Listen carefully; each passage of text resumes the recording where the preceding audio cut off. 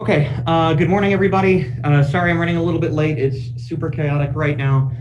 Uh, is there any housekeeping business that we should address before we get started for today? I don't think I have anything on my list. Do you guys have any questions or concerns that you'd like to raise to me before we get started? Okay. If not, then let me share screen and try to remember what we were talking about.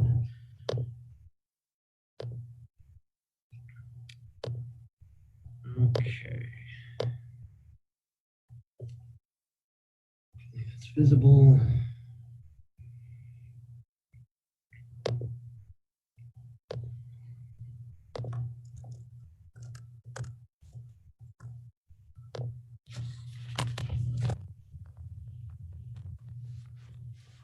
Yes, and let me turn off my camera so that I'm not recording the ceiling. Okay, so as I recall,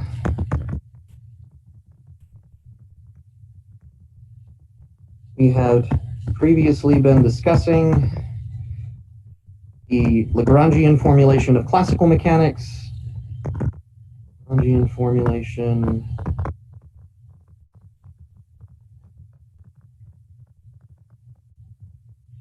classical mechanics. Last time we talked about symmetries and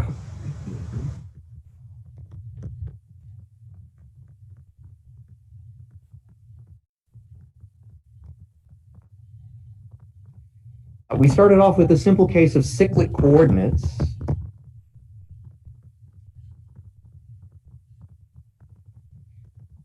These are variables which the Lagrangian itself is independent of, such that L does not depend on a particular coordinate, let's say Q sub I, and this directly led to a conservation law because then the Euler-Lagrange equations directly tell you that the corresponding conjugate momentum, the derivative of the Lagrangian with respect to Q dot, is equal to 0. So minus derivative with respect to Qi. This was the Euler-Lagrange equation, and in the case where the Lagrangian itself is independent of that coordinate, we immediately get the conservation law dp dt is equal to 0, with pi the generalized or canonically conjugate momentum to the coordinate qi. And then we spent a considerable amount of time trying to work out symmetries and their consequences directly at the level of the action.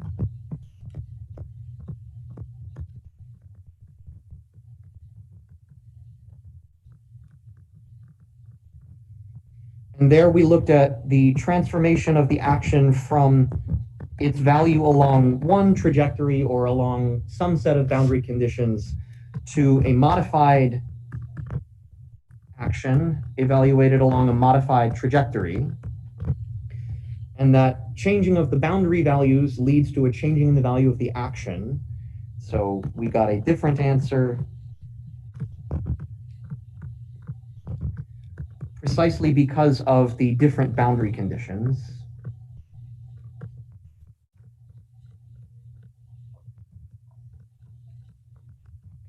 And we worked out a couple of specific cases. We discussed the case of translational symmetry.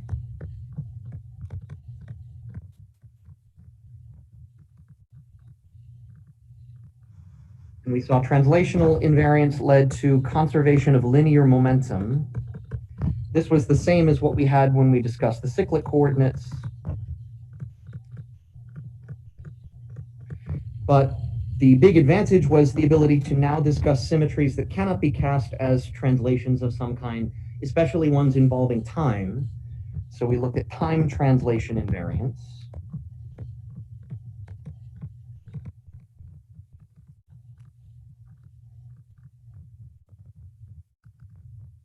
In the case of time translation invariance was more tricky because there the action gets modified in two ways.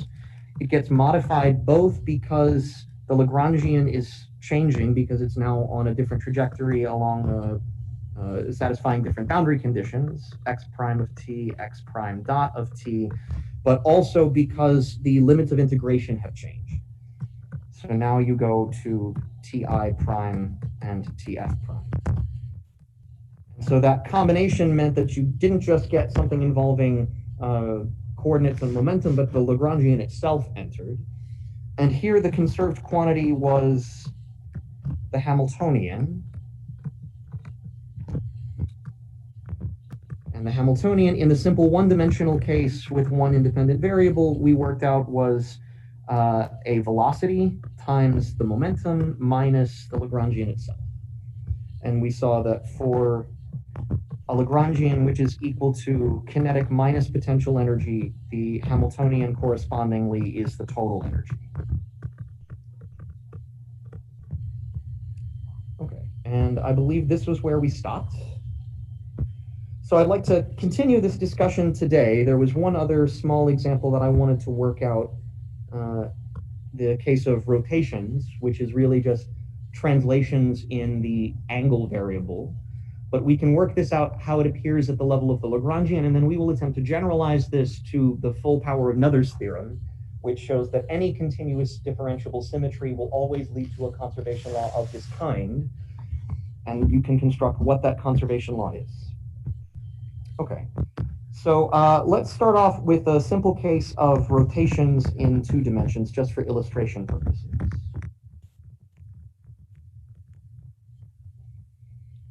So my Lagrangian is a function of distance x and y, as well as their velocities x dot and y dot. And I want to know, how does this Lagrangian and the action that it generates change if I rotate my problem? So now let's consider the transformation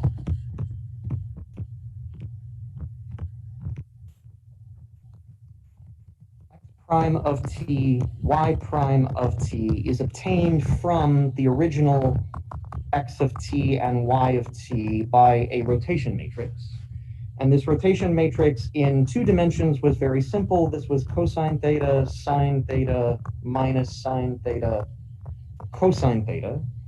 This rotation matrix, just to remind you, is an element of the symmetry group SO2, rotations in 2 dimensions.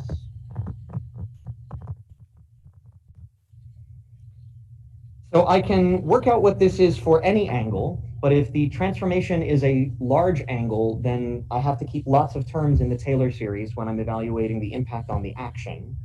So the simplest thing to do is to imagine a small rotation.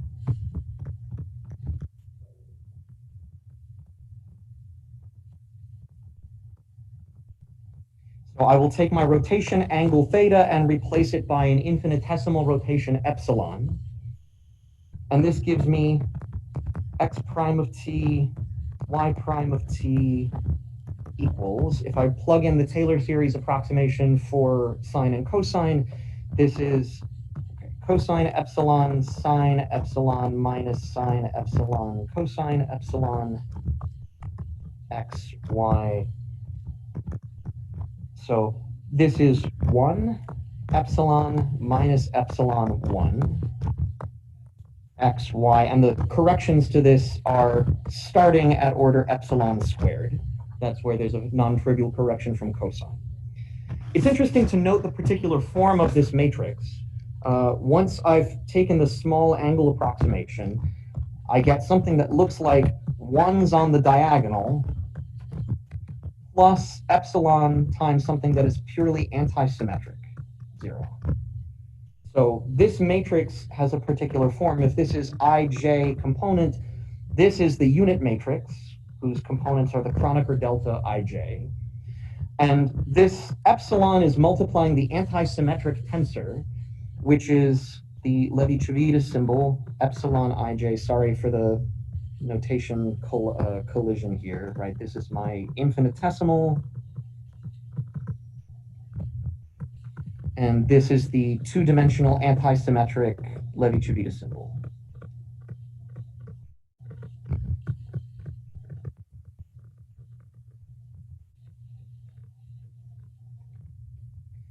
I just wanted to point this out because the simple case that we're doing right now in 2 dimensions is going to be almost trivial to work out, but the structure that we get out of this is something that does carry over to higher dimensions. If you want to work out the transformation in general for 3-dimensional rotations SO3, the 3D rotation matrix is a big mess because there are 3 Euler angles that you have to consider.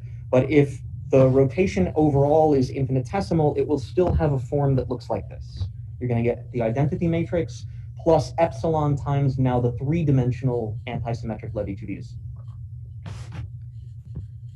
Okay, so this was my transformation. If I write it out more simply, this is x prime of t equals x of t, that was the 1, plus epsilon times y of t. Similarly, y prime of t, if I write the terms in the other order, this is y of t minus epsilon x of t. And you see why the sign reversal is important there. If this is the change of my coordinates, then the corresponding change in velocities is x prime dot of t is the same as my original x dot of t plus epsilon y dot of t. Y dot prime of t is the original y dot of t minus epsilon x dot of t. So now we can work out what the impact is on the on the action rather. The modified action s prime is the integral dt from t initial to t final. The Lagrangian is now evaluated along x prime of t, y prime of t, and it also knows about the change in velocities, x prime dot of t, y prime dot of t. So this is integral dt from t initial to t final.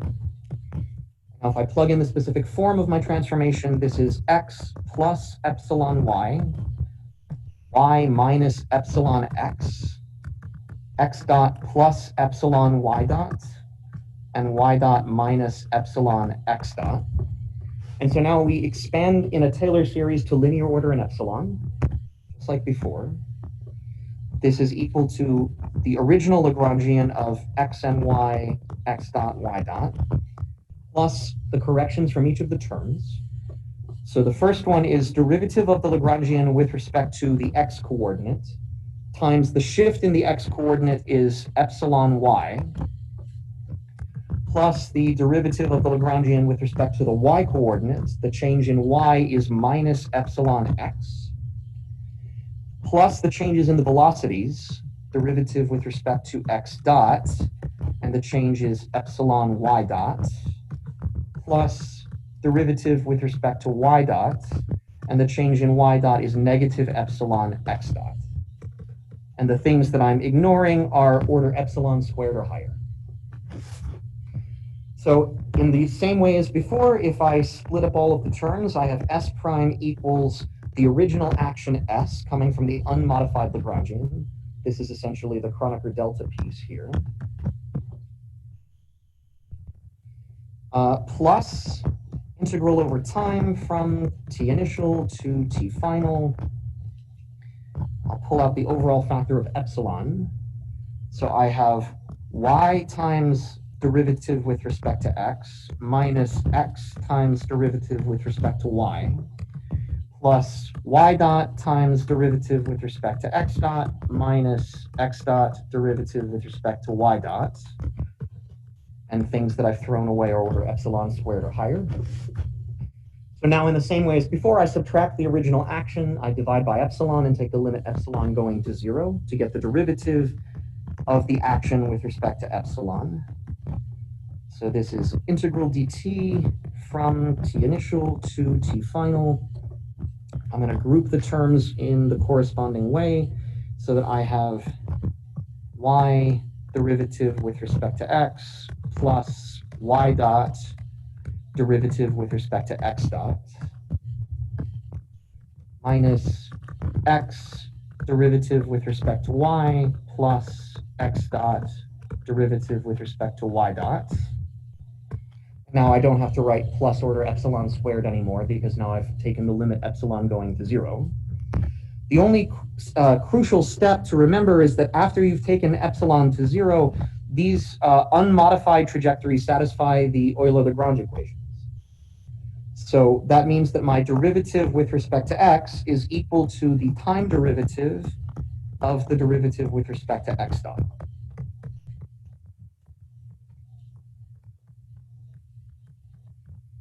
And once you replace this, each of these factors in parentheses is now a perfect derivative. This is d dt of y times the derivative with respect to x dot. Because if I differentiate y, I get the y dot term here. And if I differentiate the derivative of the Lagrangian, I get this term here.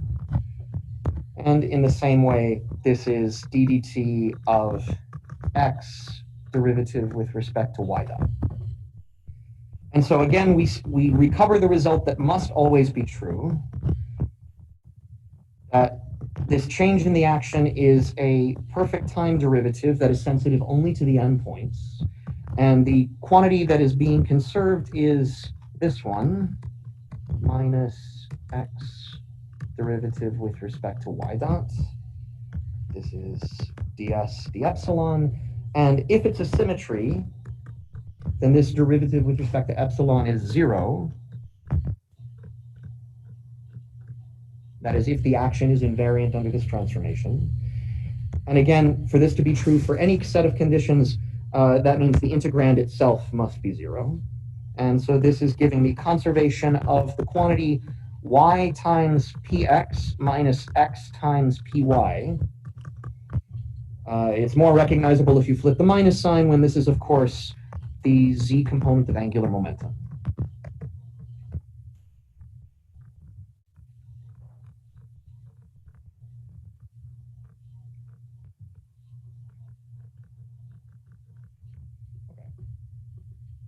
Of course, with a choice of polar coordinates or spherical coordinates, you could recover a similar answer directly from using the cyclic coordinate arguments about rotational invariance or invariance under translations by the angle. But I wanted to recap this procedure before diving full into the derivation of Noether's theorem. Any questions before we start that derivation? Okay.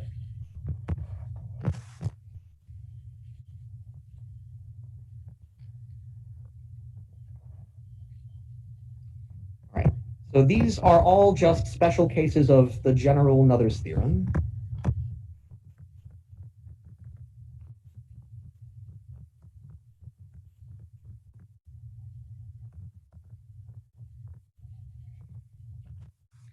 So there are lots of different levels at which you can derive Noether's theorem. I'm going to restrict myself to one that I think I can probably do without fumbling too badly here in class. So I'm going to consider a one-dimensional system.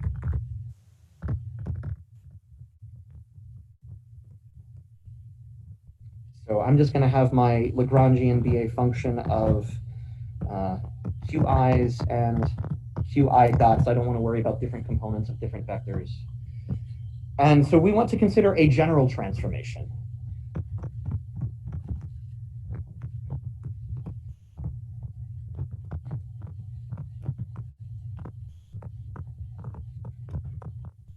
Coordinates. And in particular, we want to allow this to be a transformation that can include a shift in time.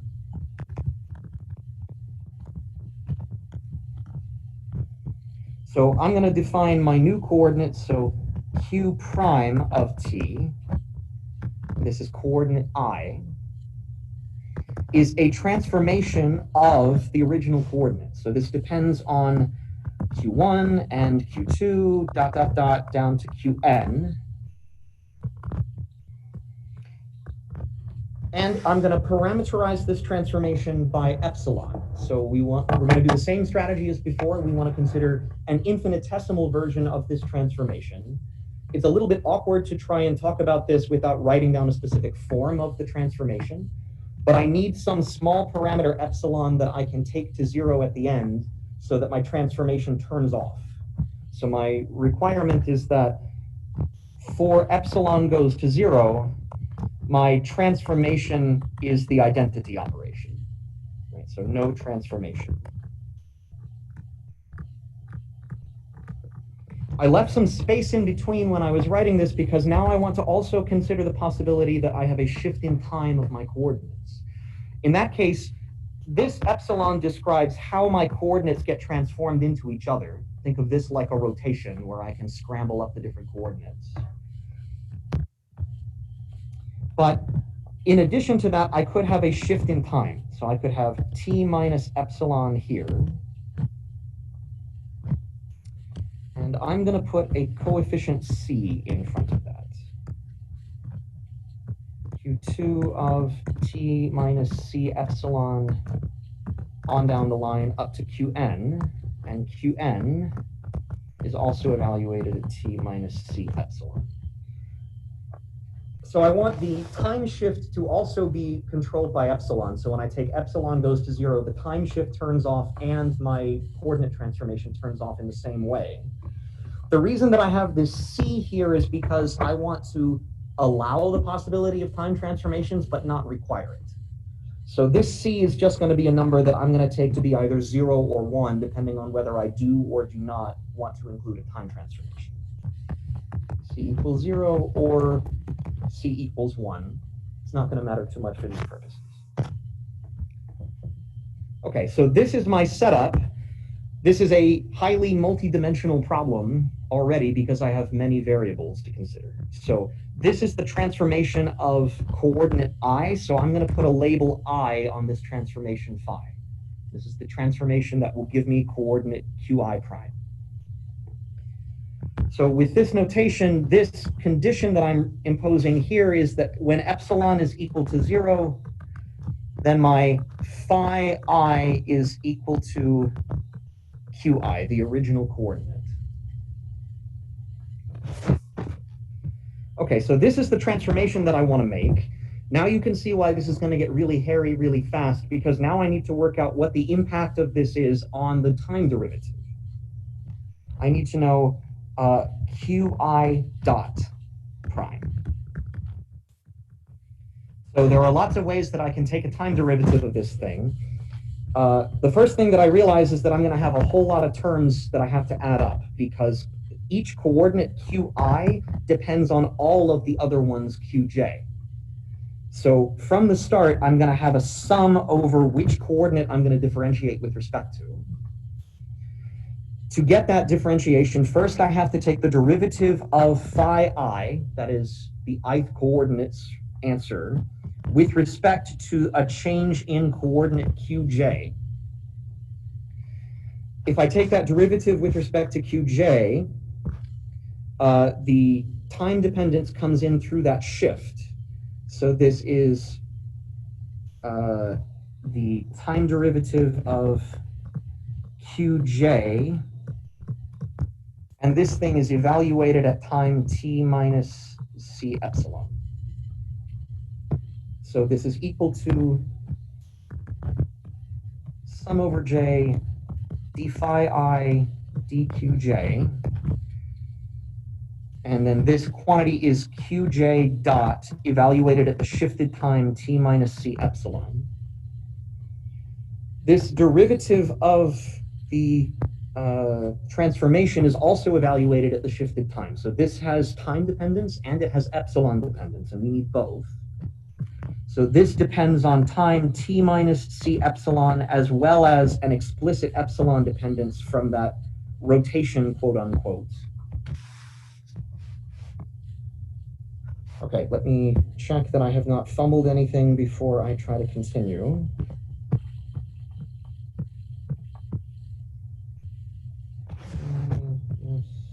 Sum over j, d phi I, dqj, qj dot. Okay. So now that we've written down what the transformation is on the coordinate and what the transformation is on the velocity, let's try to plug this in and see how it leads to a change in the action.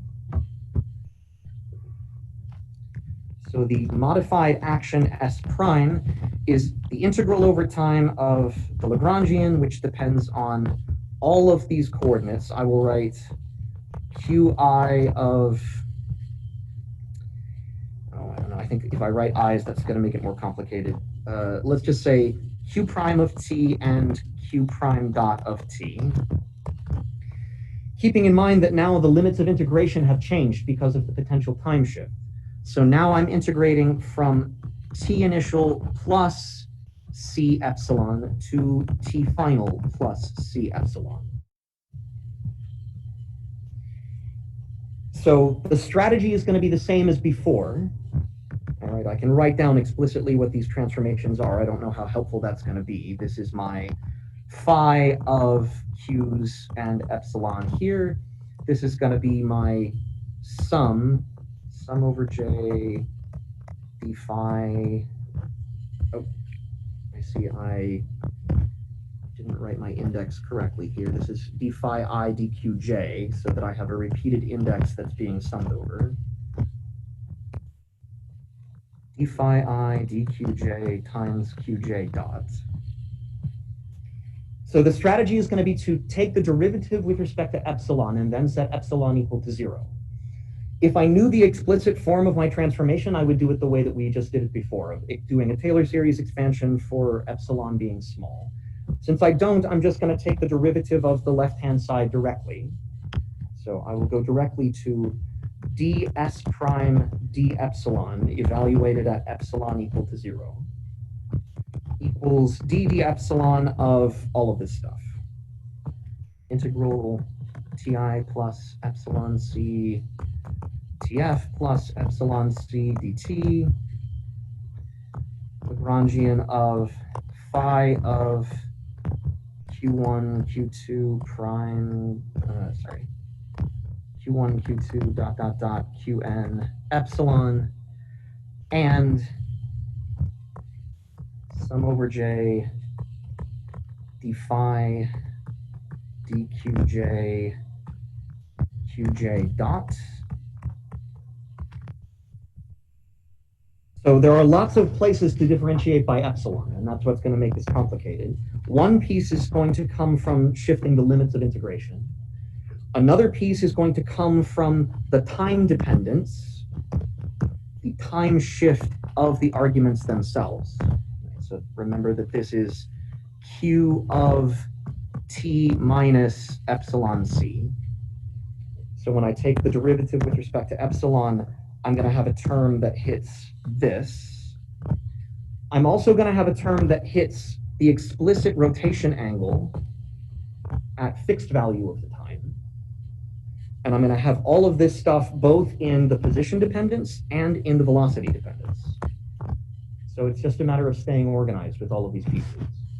And if we do it right, then at the end of the day, we should get that this is equal to integral over time, something that is a perfect time derivative.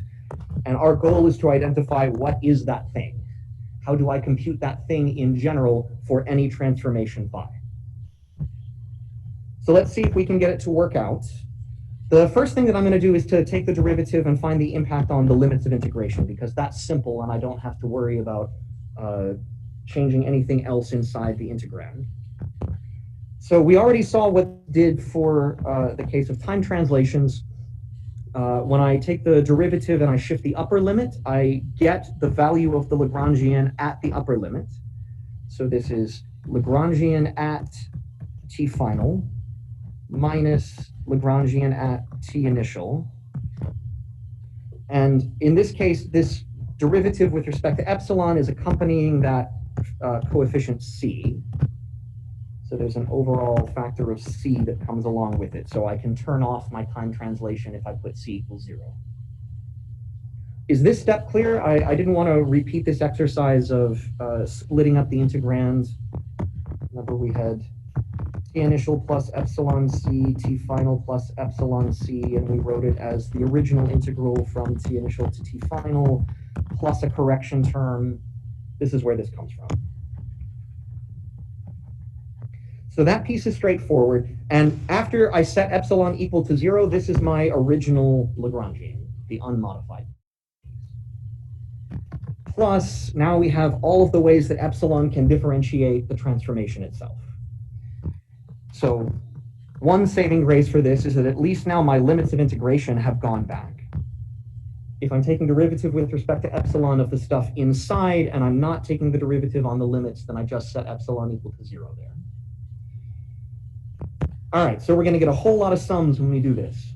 The first thing is I have to sum over which coordinate I'm differentiating with respect to.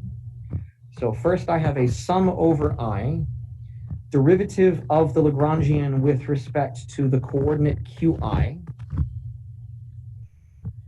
Then I have to take the derivative of how that coordinate qi is affected by the change in epsilon.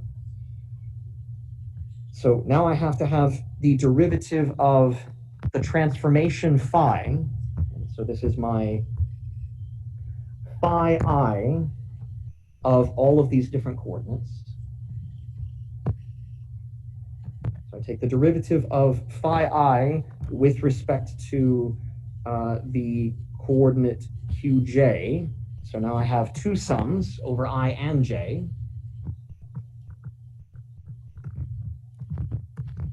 Right, so this is like saying I had a few different coordinates, q1, q2, q3. Each one of those new q1 prime, q2 prime, q3 prime can depend on all of the other coordinates. So this is which of those q1 prime, q2 prime, q3 prime, and this is how each one of those depends on the original q1, q2, q3.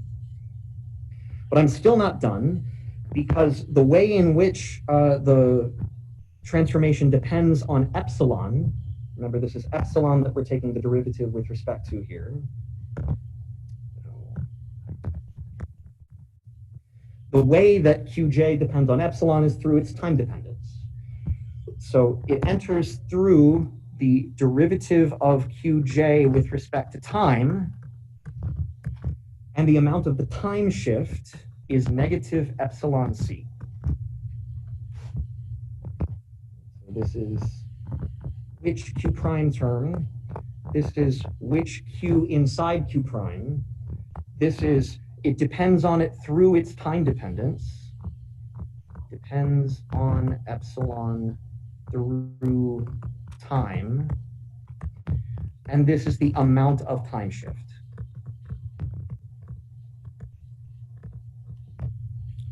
So let me double check that I got that term right before I propagate errors. No. It appears that I did not. Derivative of phi I with respect to qj. No, wait, maybe we did. So this is derivative with respect to qi, phi I with respect to qj, qj with respect to t, and negative c. Okay. And okay, aside from the epsilon that should not be there, I think that's what I have. Okay, so that is the epsilon dependence of phi in this green sector. I also have the explicit epsilon dependence of phi from its rotation angle. So in addition to this, I have a sum over I derivative of the Lagrangian with respect to qi. I'm still looking at the impact on that first argument of the Lagrangian. But now I'm not differentiating the transformation by q and getting at epsilon indirectly. I'm just differentiating phi with respect to epsilon. I guess this is a partial derivative.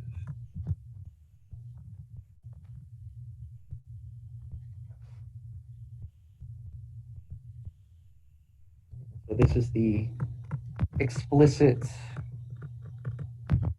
rotation angle, quote unquote.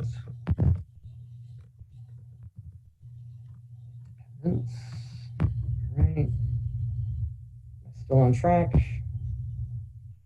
Yes, so far so good. Now let's do the same thing for the velocities. So this is still not all of my terms, and the other terms are going to get worse.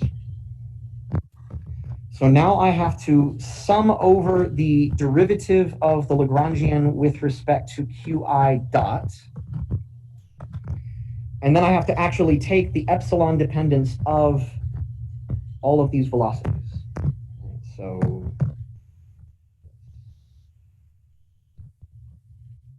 since this is going to generate a lot of terms, I'm going to write explicitly d epsilon and then put epsilon equal to 0 of that velocity dependence. So we said qi dot was given by this expression, qi prime dot, some derivative with respect to q at shifted times and with an explicit epsilon dependence times q dot. So we're going to have to differentiate all of that. Sum over j, derivative of phi I with respect to qj times qj dot, where let's write explicitly what the epsilon dependence is. This is evaluated at a shifted time, t minus c epsilon, and it has explicit epsilon dependence times qj dot with the shifted time.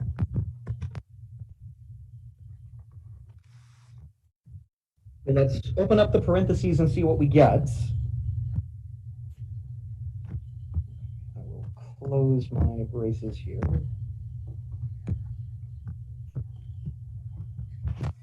So I have three places where I have to differentiate epsilon. I have to differentiate the time shift in phi, I have to differentiate the rotation angle in phi, and I have to differentiate the time shift in q dot. If I miss anything, then I will not have a matching term that will turn this into a perfect derivative when I combine the positions and the velocities. Okay, so I have sum over j. Now let's take the derivative of this first dependence. So that's depending on the coordinates through time. So I have my original d phi I dqj. Now I have to take a derivative of which of those coordinates I'm including, like which of those coordinates epsilon dependence is being counted. So now this is another derivative with respect to a different coordinate dqk. So this is sum over j and k. It's this k coordinate that I'm pulling out the epsilon dependent shift from. Qk depends on epsilon only through its time dependence. So that is dqk dt.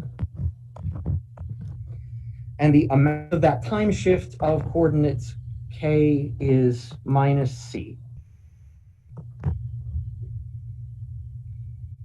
Now we also have to differentiate the explicit rotation angle.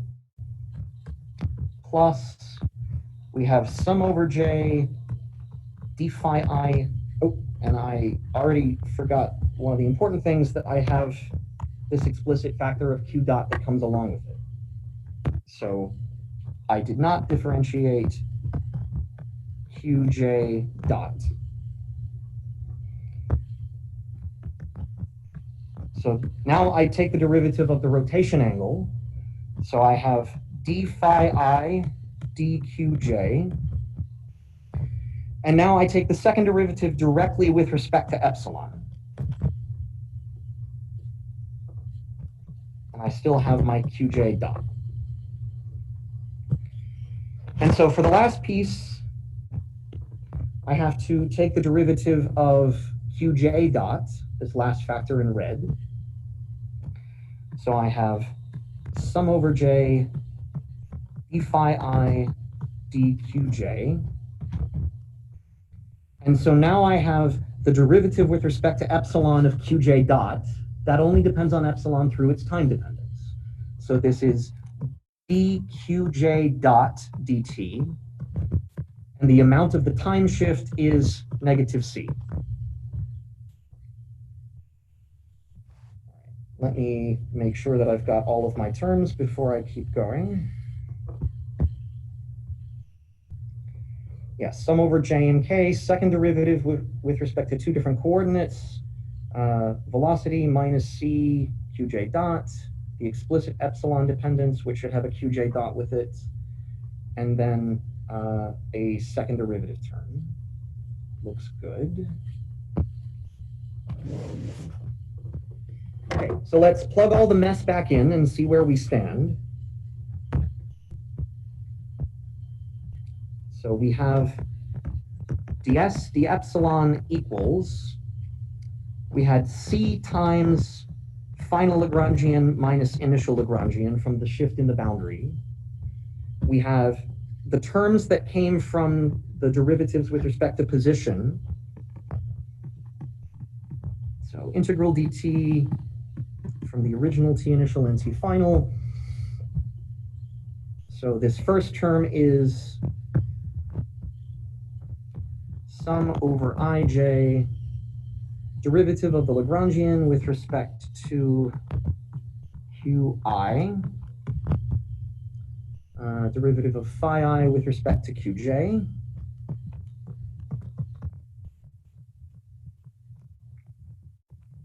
times qj dot, and we had minus c. So let's move this over and put minus c in front of it. Right, that's the first term. We also have the explicit plus sum over I derivative of the Lagrangian with respect to qi, derivative of phi I with respect to epsilon.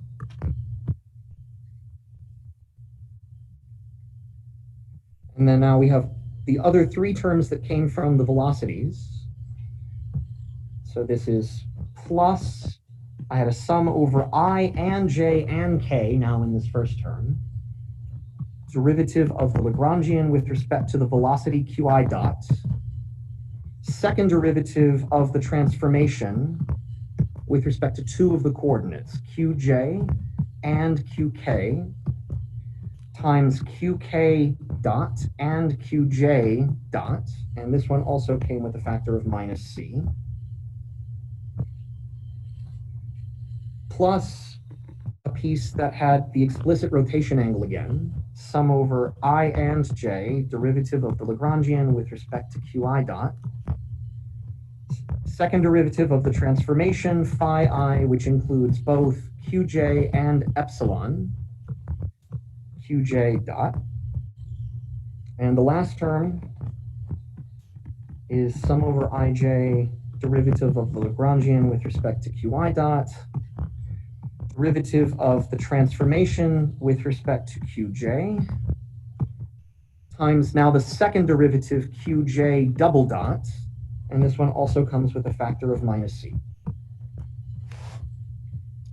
All right, so hopefully I haven't dropped any terms. You can see that some terms really want to be grouped together, especially all of these ones that depend on c.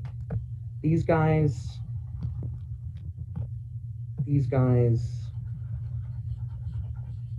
and these guys. So even though this looks terrible, recognize that it has a specific structure to it. The trick was always, now that I have set epsilon equal to 0, I have the right to replace the derivative with respect to the coordinate with d dt of derivative with respect to the velocity, because now it satisfies the original Euler-Lagrange equation. So this first term looks like I have a time derivative hitting this factor. This last term looks like I have an extra time derivative hitting the third factor. So my hope is that all of this nastiness, where I have qj dot and qk dot and these extra derivatives, that all of this is really just a time derivative acting on the middle piece.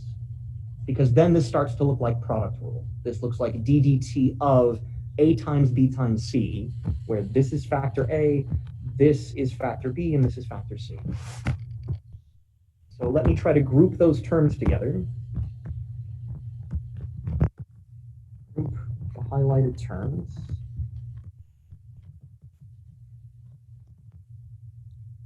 So there's a factor of minus C in front. Everybody has sum over ij. So I'll pull that out. And my first term is derivative with respect to qi, which now I've replaced with the Euler-Lagrange equations to be d dt derivative with respect to q dot.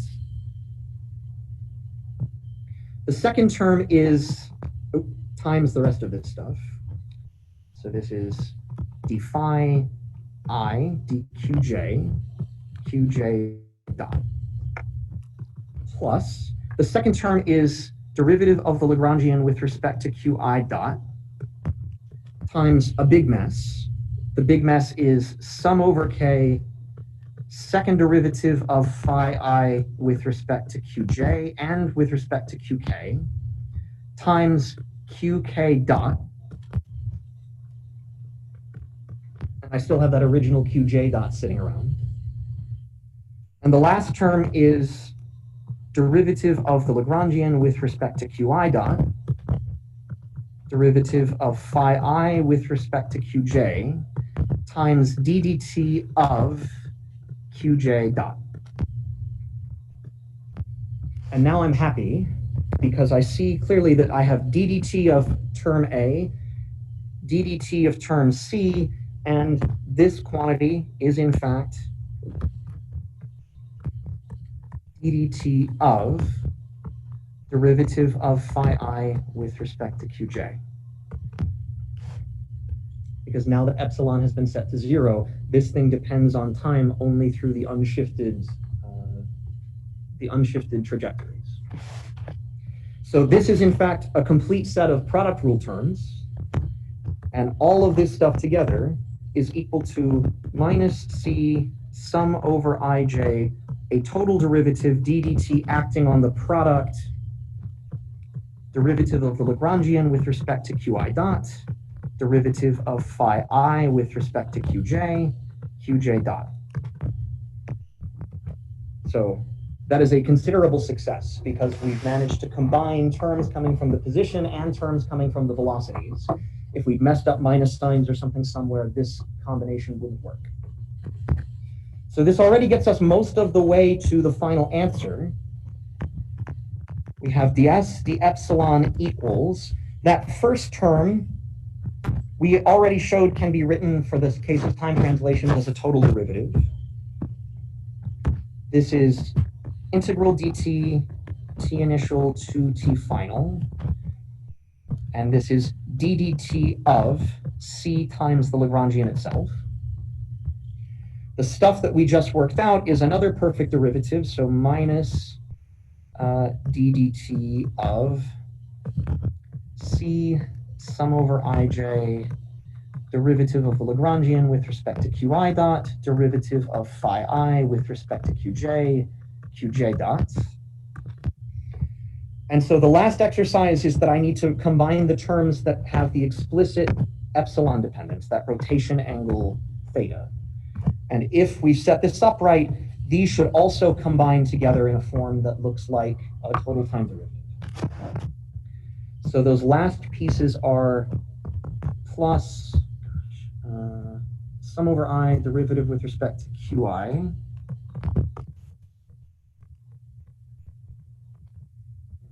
derivative of phi I with respect to epsilon, yes.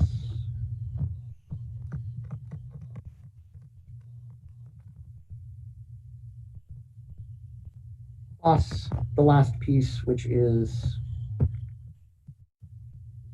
guess, minus c sum over ij, derivative with respect to qi dot, derivative of, oh, sorry, I'm copying the wrong term here. Plus sum over ij, derivative with respect to qi dot, second derivative of phi I with respect to qj and with respect to epsilon, qj dot.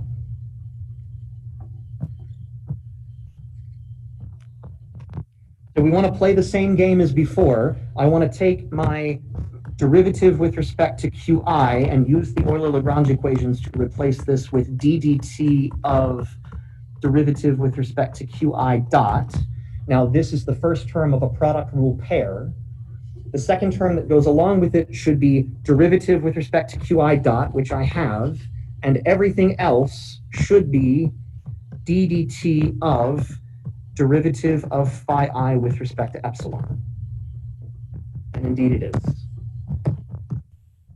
So that includes my sum over j and this time dependence. J, d phi I, d epsilon, d qj, qj dot. So indeed, the last two terms, this one and this one, can be combined and written as a perfect derivative d dt of sum over I derivative of the Lagrangian with respect to qi, derivative of the transformation phi I with respect to epsilon. And at this point, we declare victory. d epsilon equals a perfect time derivative, integral dt from t initial to t final, ddt of the quantity c times the Lagrangian minus c times sum over ij derivative with respect to qi dot, derivative of the transformation with respect to qj dot, plus sum over I derivative of the Lagrangian with respect to qi, derivative of the transformation with respect to epsilon directly. This is still a little bit messy, so even though this is the correct form of the answer, we can clean it up a little bit. It helps to introduce the definition of the canonical momentum. So this is P sub I.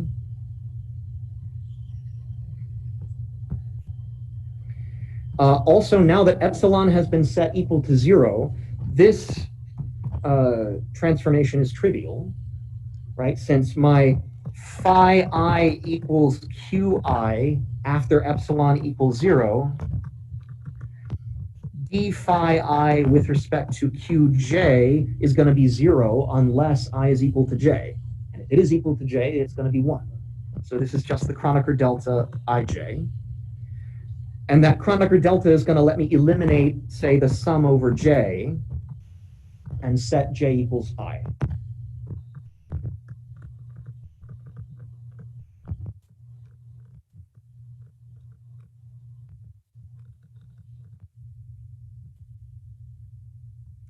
Did I drop a dot somewhere? Yes, I did drop a dot somewhere. This should be derivative of the Lagrangian with respect to q dot. So again, I will also replace this. Okay, so that cleans things up a little bit.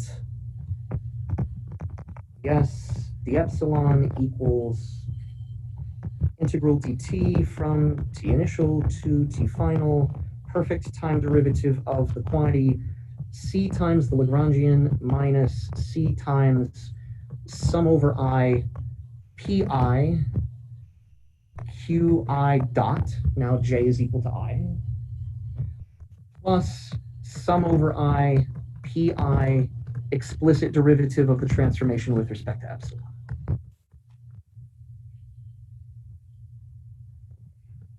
And if this transformation is a symmetry of the action, then I set the integrand to 0 and I have my conservation law. If phi is a symmetry of the action,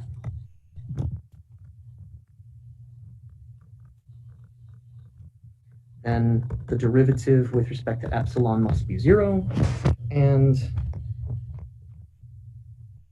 the quantity c times Lagrangian minus sum over I pi qi dot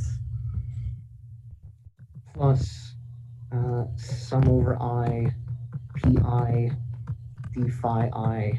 The epsilon is constant or conserved.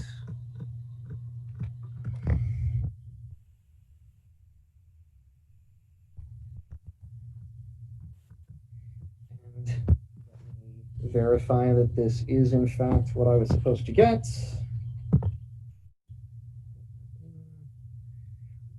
Yes, probably change the whole thing by an overall minus sign, and then you'll recognize the Hamiltonian.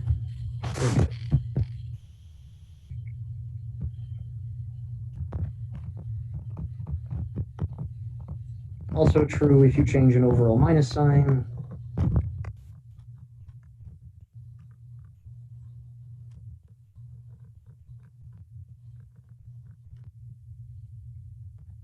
And so then the conserved quantity is over I pi qi dot minus the Lagrangian times this c minus sum over I pi d II the epsilon.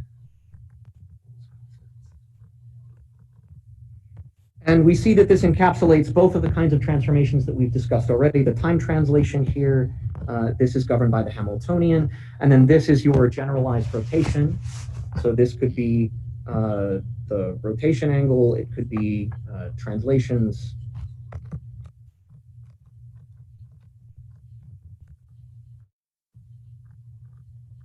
etc.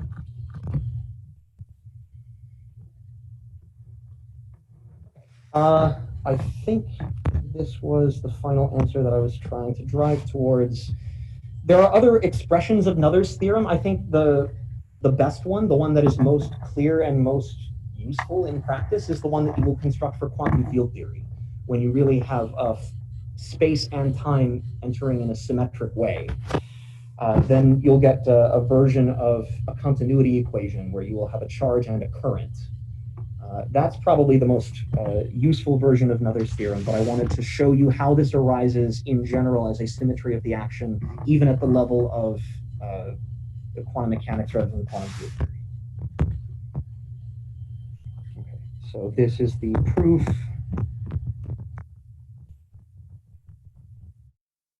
that every continuous differentiable symmetry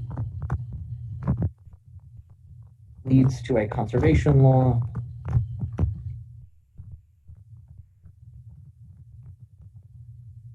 It identifies the conserved quantity, which is sometimes called the Noether charge.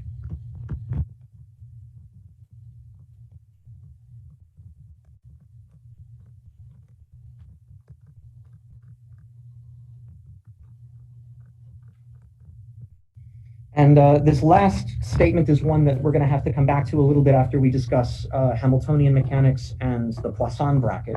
But it also tells you how to use that conserved quantity as the generator of the transformation itself, which is probably the statement that we need the most. The conserved charge is the generator of the transformation.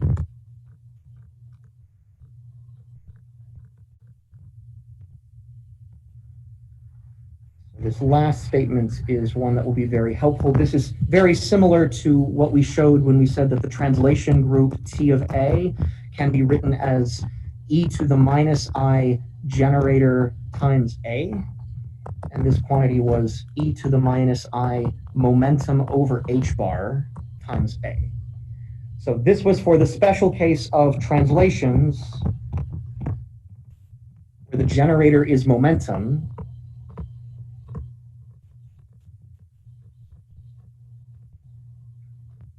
And we want to write this in general as a consequence of Noether's theorem to say that whatever my symmetry is, what my transformation, U, some unitary transformation of whatever rotation angle, theta, whatever variable you want to call it, let's say U of different Qs, will be written as e to the minus I sum over whatever those coordinates are, Qj, times generators for each one. So let me just call it G as for the generator. G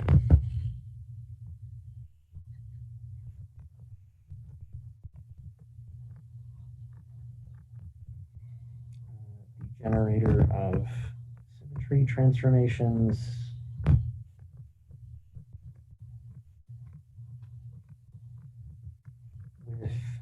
parameter.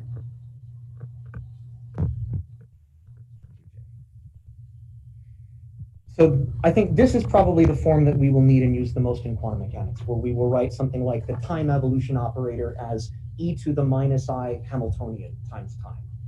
So something like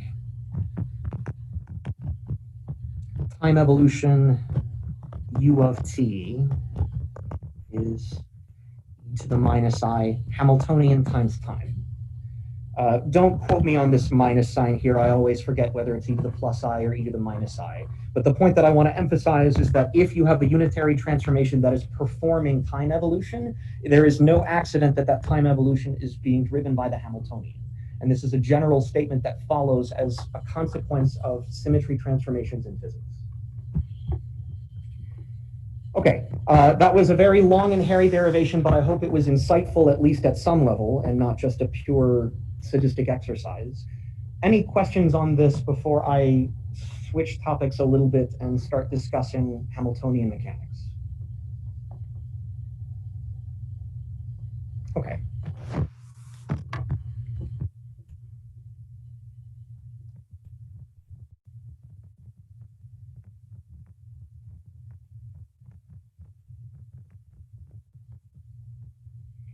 Okay, so we define the Hamiltonian in general as sum over coordinates the momentum pi and the velocity qi dot minus the Lagrangian itself, where recall that the momentum itself, p sub I, is defined as the derivative of the Lagrangian with respect to qi dot. And I don't know, it might be helpful here to explicitly indicate what is being held constant. This is notation that you often use when you're doing statistical mechanics or thermodynamics, where you've got a bazillion variables that you're changing between, and you have to remember what's being held fixed. So this is held fixed. So it's interesting to compare the role of momentum and velocity between the Lagrangian and Hamiltonian formulas. So directly from this definition, we can calculate what is the derivative of the Hamiltonian with respect to the momentum. We'll say derivative of the Hamiltonian with respect to momentum p sub j while holding coordinates q fixed. So this is sum over I, derivative of pi with respect to pj at constant q times qi dot plus sum over I pi times derivative of qi dot with respect to pj minus the derivative of the Lagrangian, right? So this is, recall that the Lagrangian depends on q and q dot. I'm holding q fixed here, so the only thing I'm differentiating in the Lagrangian is the q dot dependence. So this is minus sum over I, derivative of the Lagrangian with respect to qi dot, because there were many velocities I could have differentiated by. And then by chain rule, I have derivative of qi dot with respect to pj. Again, at constant q. So this derivation is way simpler than the one of Noether's theorem. This derivative is just a Kronecker delta, delta ij. And if you remember that this quantity is simply the momentum pi, then I immediately see that I have plus pi, some funny derivative, and minus pi, the same funny derivative. So without even needing to think about what goes on inside those parentheses, these cancel immediately. So what I find is that the derivative of the Hamiltonian with respect to momentum at constant q is just the velocity, qj dot, where again I've used the Kronecker delta here to eliminate the sum over I and set I equals j. So compare this with the role of the momentum in the Lagrangian setup.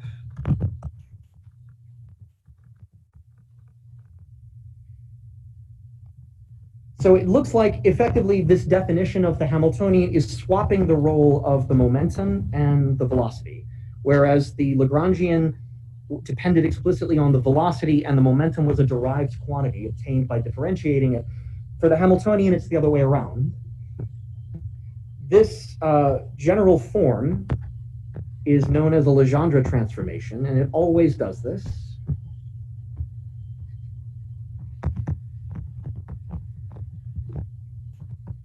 Form h of, let me write it this way, h of p and q is sum over I pi qi dot minus Lagrangian of q and q dot is known as a Legendre transformation,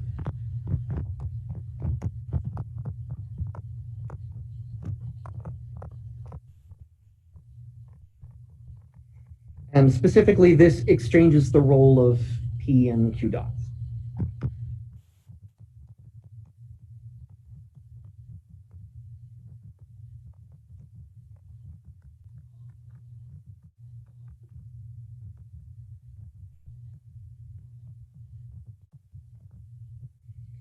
And again, this is something that you use all the time in thermal mechanics when you're able to choose any of a bunch of independent variables and you want to relate a bunch of partial derivatives to each other. So depending on what things you want to hold constant, you're always performing Legendre transformations to make up new thermodynamic potentials that gives free energy to Helmholtz free energy, everybody and their brother's free energy, because for every choice of variables you can make, there's a different Legendre transformation that you would perform.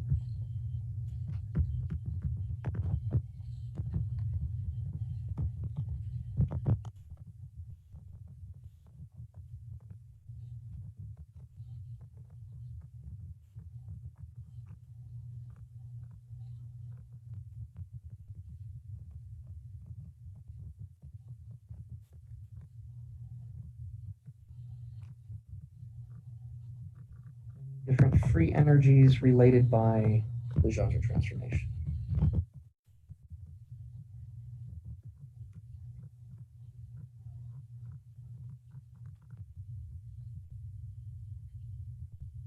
Okay, another useful thing to write down is the equations of motion. Make sure I didn't skip anything. Yes, we have this. The general discussion of Legendre transformation. Okay. So the last step is to take the derivative with respect to Q. So we saw what happens if you take the derivative of the Hamiltonian with respect to P. You get the time derivative of Q. Similarly, if I take the derivative of the Hamiltonian with respect to Q, Qj, now at constant velocity Q dot, excuse me, at constant momentum P, that matters. So this is derivative with respect to Qj at constant P of sum over I Qi dot Pi minus the Lagrangian, which depends on Q and Q dot.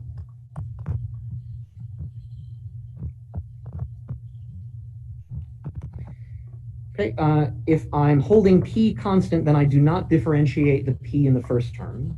I have sum over I derivative of Qi dot with respect to Qj at constant P, Pi, minus, now I have to differentiate both parts of the Lagrangian because I'm holding momentum constant and I'm not holding velocity constant. So this is derivative of the Lagrangian with respect to Qi, and I have many choices I to pick from.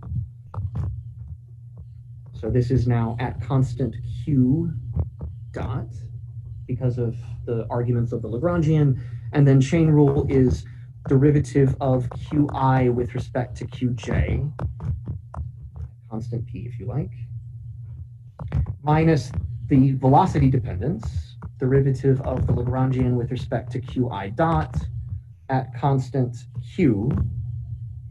And then from chain rule, I have derivative of Qi dot with respect to Qj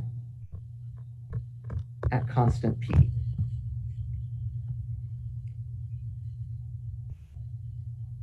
Okay, so again, I recognize this as the momentum P sub I. And again, I have plus P sub I, some funny derivative, minus P sub I, the same funny derivative. This goes away. This is just the Kronecker delta, delta ij.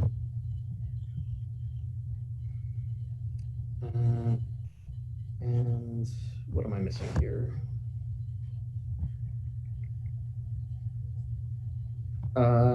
Oh, yes, I need to use the Euler-Lagrange equations, yes.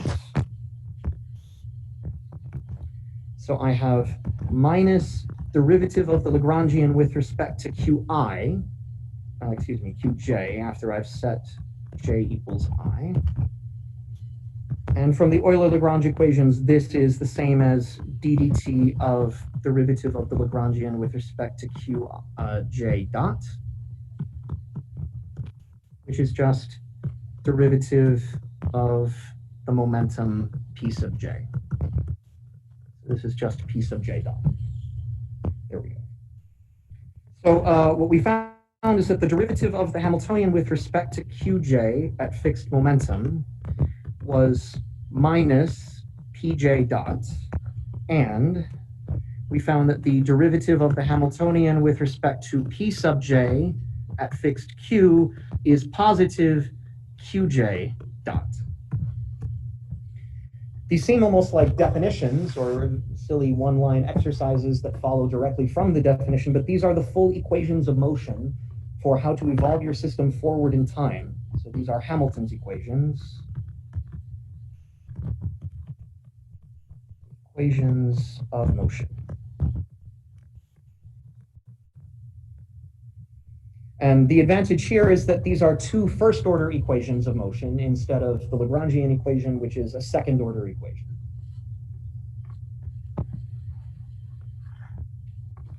So this is 2n first-order ODEs, or I guess PDEs. Okay, I think this is probably a good place to stop. Let me turn my camera back on and see if anyone has questions.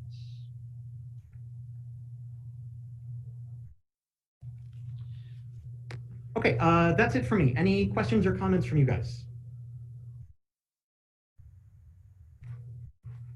Okay, if not, thank you very much. Apologies for being so backlogged and slow. I'm trying my best to dig my way out from underneath this pile. I will get more assignments and grades to you as soon as I can. Thanks very much. Thank you, Professor.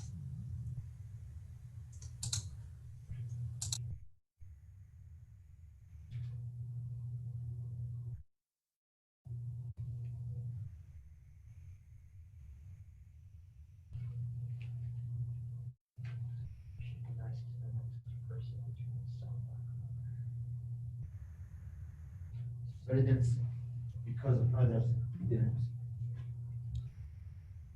Sorry, one second.